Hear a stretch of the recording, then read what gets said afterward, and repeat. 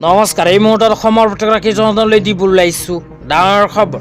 তো যিসকল মানুহে ভিডিঅ'টোত ক্লিক কৰিছে অনুগ্ৰহ কৰি ভিডিঅ'টো স্কিপ নকৰি প্ৰথমৰ পৰা শেষলৈ চাই থাকিব, কিয়নো এইটো ভিডিঅ'ৰ মাজত PM স্বনিধি আঁচনিৰ পৰা আৰম্ভ কৰি শিক্ষাৰ্থীসকললৈ কেইখনমান গুৰুত্বপূৰ্ণ খবৰ প্ৰদান কৰিম। অনুগ্ৰহ কৰি ভিডিঅ'টোত ক্লিক কৰিছোঁ যদি ভিডিঅ'টো স্কিপ নকৰি প্ৰথমৰ পৰা শেষলৈ চাই থাকিব। লগতে মোৰ চেনেলত নতুন হ'লে প্লিজ চেনেলটো ছাবস্ক্ৰাইব কৰি মোৰ লগত থাকিব আৰু ভিডিঅ'টো ভাল লাগিলে অনুগ্ৰহ কৰি শ্বেয়াৰ কৰি দিব। তো বলক ভিডিঅ'টো আৰম্ভ কৰি আজি প্ৰথমটো গুৰুত্বপূৰ্ণ খবৰৰ বিষয়ে বিস্তাৰিত জানি লওঁ। আজি প্ৰথমটো গুৰুত্বপূৰ্ণ খবৰ হ'ল PM স্বনিধি আঁচনিলৈ। আপোনালোকে মোবাইল স্ক্ৰীনত চাব পাৰিছে PM স্বনিধি আঁচনিলৈ এনেকৈ এখন আপডেট ইতিমধ্যে আমাৰ হাতত আহি পৰিছে। ইয়াতে লিখা আছে PM স্বনিধিৰ পুনৰ গঠন। তাৰপিছত লিখা আছে PM স্বনিধি পুনৰ গঠন আৰু 31 মাৰ্চ 2030লৈকে ঋণৰ সময়সীমা বৃদ্ধি কেবিনেটৰ। তো ইয়াতে উল্লেখ কৰা অনুযায়ী PM স্বনিধি আঁচনিৰ সময়সীমা 31 মাৰ্চ 2030 চনলৈকে বৃদ্ধি কৰিছে। 31 মাৰ্চ 2030 চনলৈকে ল'ব পাৰিব PM স্বনিধি আঁচনিৰ জৰিয়তে লোন। তাৰপিছত লিখা আছে পুনৰ গঠিত আঁচনিৰ লক্ষ্য হৈছে 50 লাখ নতুন হিতাধিকাৰীকে ধৰি 1.15 কোটি হিতাধিকাৰীক উপকৃত কৰা। তো যিসকল মানুহে এতিয়ালৈকে PM স্বনিধি আঁচনিত আবেদন কৰা নাই, সেইসকল মানুহে যদি এইখন আঁচনিত নতুনকৈ আবেদন কৰে তেন্তে প্ৰথম কিস্তিত 15,000 টকা পৰ্যন্ত ঋণ ল'ব পাৰিব।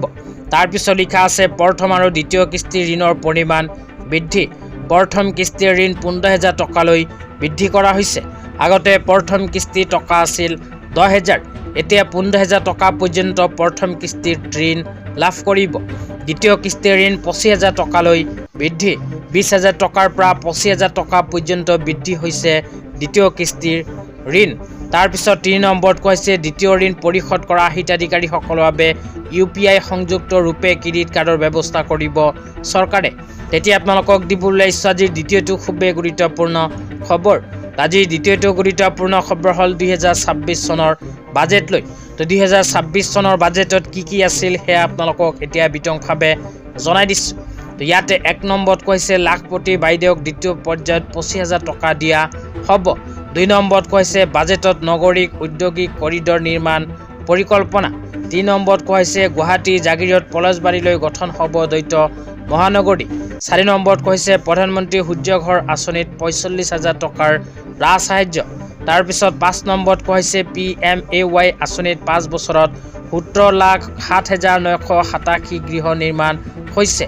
তাৰপিছত কৈছে ব্ৰহ্মপুত্ৰৰ ওপৰত এতিয়া 8খন দলং কাৰ্যক্ষম হৈ আছে। ব্ৰহ্মপুত্ৰৰ ওপৰত 4খন দলঙৰ কাম চলি আছে। নিযুত বাবু আঁচনিৰ ছাত্ৰক মাহিলী 1,000 টকাৰ পৰা 2,000কৈ টকা দিয়া হ'ব।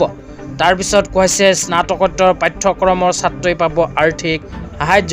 তো 2026 চনৰ বাজেটত এইবোৰ কথা উল্লেখ কৰা হৈছিল। তো আজি ইমানেই, ধন্যবাদ।